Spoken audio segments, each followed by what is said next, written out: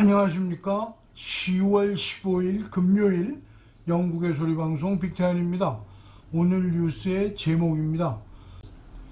10월 24일부터 귀국 승객 코비드 검사비가 저렴해집니다. 둘째, 바이든 대통령 G20 참가로 이태리 기후변화회의로 영국 방문 발표했습니다. 셋째, 미국의 군사 전문가들이 평가하는 문재인의 종전 선언에 대한 관점입니다. 첫 소식입니다. 그랜트 샤프 교통부 장관은 여행을 좀 더 싸고 쉽게 하기 위해 영국으로 돌아오는 여행자가 비싼 PCR 검사 대신 측면 흐름 검사 LFT를 받을 수 있는 새로운 규칙이 10월 24일부터 시행된다고 발표하였습니다. 정부는 이 변경 사항이 중간 방학을 이용 휴가를 다녀오는 가족들에게 적용될 것이라고 밝혔습니다. 물론 두 번의 백신을 완전히 접종한 승객을 위한 제도입니다. 기존 시스템 하에서는 영국으로 돌아온 후 2일째에 PCR 검사를 받는데 1인당 약 75파운드의 비용이 들 수 있습니다. 변경사항이 적용되면 측면 흐름 검사에서 양성 결과를 얻은 사람은 모두 자가격리하고 확인을 위해 무료 PCR 검사를 받아야 합니다. 여행자는 승인된 제공자 목록이 웹사이트에 게재되는 10월 22일부터 측면 흐름 테스트를 주문할 수 있습니다.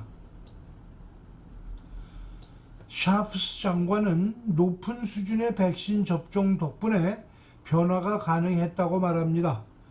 이는 바이러스와 함께 사는 법을 배우면서 안전하게 여행을 시작할 수 있음을 의미합니다. 라고 말하고 값비싼 필수 PCR 검사를 없애는 것은 여행 산업을 활성화할 것이며 국제여행을 표준화하고 사람들이 자신있게 휴가를 예약하도록 장려하는 데 중요한 단계라고 덧붙였습니다.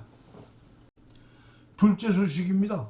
조 바이든 미국 대통령은 G20 정상회의 기간 동안 이탈리아를 방문하고 이어서 UN 기후 변화 협약에 참석하기 위해 영국을 방문할 예정입니다.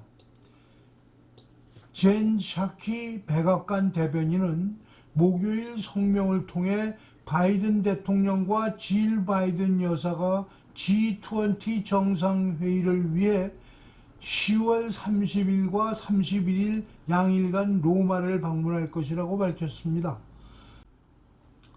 정상회의 하루 먼저 도착하는 바이든 대통령은 10월 29일 바티칸을 방문하여 프란체스코 교황과 면담도 할 예정입니다.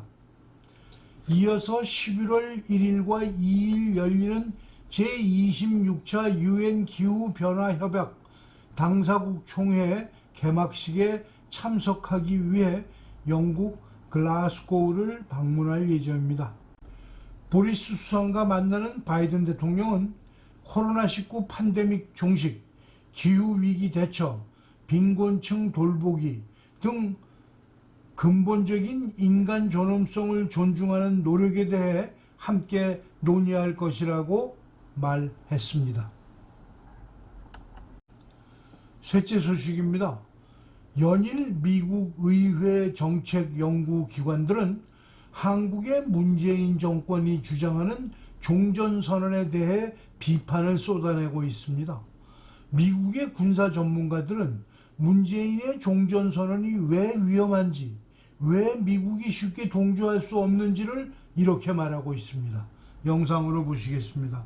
미국의 군사 전문가들은 한국 정부가 최근 거듭 주장하고 있는 종전선언과 관련해 남북한 최전선에 집중된 군사력 축소를 가장 기본적인 요건으로 꼽았습니다. 버웰 벨 전 한미연합사령관은 VOA에 보낸 성명에서 북한 지상군의 병력 70% 이상이 비무장지대에 근접해 있는 데다 서울을 직접적으로 위협하는 대포와 미사일포의 전진 배치는 심각한 상시 위협에 해당한다고 말했습니다. 그러면서 종전선언은 단순한 정치적 선언으로 볼 수 없고 북한군의 태세 변화가 요구되는 조건으로 봐야 한다고 강조했습니다.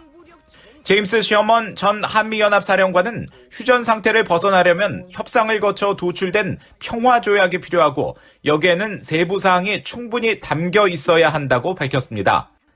종전선언은 단순히 정치적 성명으로 충분하지 않고 구체적인 세부 사항이 중요하다는 것으로 한국 정부가 종전선언을 평화협정과 다른 정치적 선언으로 규정한 것은 비현실적이라는 것입니다. 브루스 클링너 헤리티지 재단 선임연구원은 문재인 대통령이 종전선언을 정치적 선언이라고 강조하는 것은 의미를 축소해 미국을 설득하려는 것이라고 지적했습니다. What they've tried to do is convince the U.S. to sign something by downplaying its significance. They say it's a political document. It would have no impact on security in the Korean Peninsula. And my response is, well, if it would have no impact, what's the utility of it? And what's the purpose?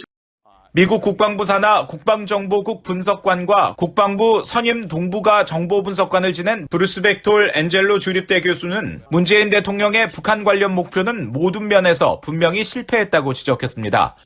그러면서 문 대통령이 달성할 수 있는 한 가지 분명한 목표는 바로 평화체제 실현이라면서 만약 그런 일이 일어난다면 문 대통령은 남북 관여의 유산으로서 성공을 남기게 된다는 뜻이고 실제로 이것이 긴급한 것이라고 진단했습니다.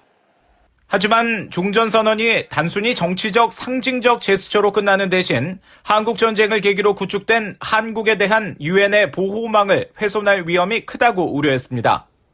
They would like to see United Nations Command go away.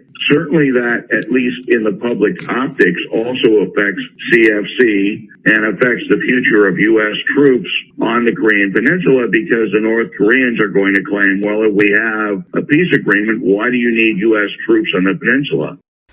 킹 멜로리 랜드연구소 국제위기안보센터 국장은 미국은 어떤 회담에서도 북한이 법적 구속력이 있고 검증 가능한 정치적 약속과 군축 약속을 지속해서 준수해야만 최종적으로 한반도에서 병력의 단계별 감축이 이루어질 것이라는 점을 분명히 해야 한다고 말했습니다. 결국 문 정권의 종전선언 요구는 미국을 속이기 위한 화술에 지나지 않으며 그렇게 말처럼 간단한 사안이 아니라는 것입니다. 세부적인 조건 없이 종전선언을 해버리면 그것은 한반도에서 유엔군이 필요 없다는 결론에 이르게 되고 결국 유엔사 해체와 유엔사의 주력 군인인 미군 철수를 의미한다는 것입니다. 바로 북한이 김일성 시대부터 주장해온 요구를 들어주는 것이 된다는 것이죠. 그렇게 되면 자유민주주의 대한민국은 바로 공산화될 것이라는 것이 미국의 군사 전문가들의 평가입니다. 6.25 동란 시대부터 한반도에서의 유엔군의 역할은 한반도의 평화뿐만 아니라 한국 국민들이 안심하고 경제적 발전을 이룰 수 있게 한 원동력이 되었다고 해도 과언이 아닙니다. 문재인 정권은 이제 우리는 그런 외국의 도움이 필요하지 않다고 주장합니다. 우리는 벌어놓은 돈도 있고 기술도 있어서 혼자 잘할 수 있을 뿐만 아니라 같은 민족이자 공산당 전체주의 국가인 북한까지 연방을 만들어서 더 잘할 수 있다고 주장합니다. 의외로 많은 대한민국 국민들이 문재인의 주장을 믿고 따르고 있다는 사실입니다. 잘 생각해 보십시오. 과연 문재인의 주장대로 될 수 있을까요? 오늘 방송을 마치겠습니다. 시청해 주셔서 감사합니다. 좋은 주말 보내십시오.